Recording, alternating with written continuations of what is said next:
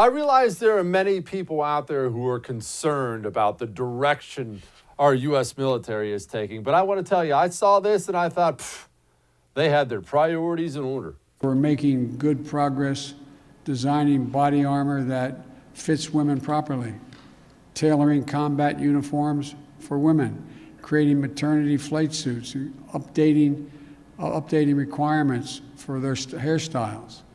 And some of it is going to take an intensity of purpose and mission to really change the culture and habits that cause women to leave the military. If having to do your hair a certain way causes you to leave the military, I don't want you in the military. But joining me now to talk about that and other things is Iraq war veteran and host of Rob Smith is Problematic. Rob, why do I care if they want to do their nails a certain way? Either conform to what the military says or pack your stuff and go be a civilian. Why is this difficult? Look, I don't even know where to start when it comes to with everything that's going on in the military.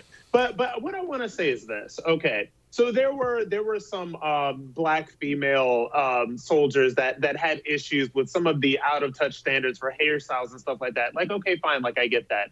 But no, we're going into maternity suits for pilots, and we're getting into, different kinds of uniforms for females in combat and all of this stuff. It really doesn't make a whole lot of sense. And I think that a lot of times when we talk about this conversation with the military, there's some people who've never served that think that, everybody in the military, like they're just supposed to be soulless killing machines and all that stuff. Like, that's not necessarily the point. But also the point is, no matter what job you're doing in the military, you want unit cohesion. You want people that are supposed to be able to live and work together and breathe together and do everything that people in the military are supposed to do. And this stuff isn't helping. And so when you add this stuff to the fact that they're on this stand down against quote unquote extremism, when they're recommending critical race theory books like on reading lists and all of that other stuff, this stuff has nothing to do with combat readiness. This stuff has nothing to do with military cohesion. And this is the kind of reason why we are going to be so far behind China, because they are not playing these games with their military. Rob, are you trying to say China isn't concerned about women being able to do their nails the way they want in the military? Are they worried about other things?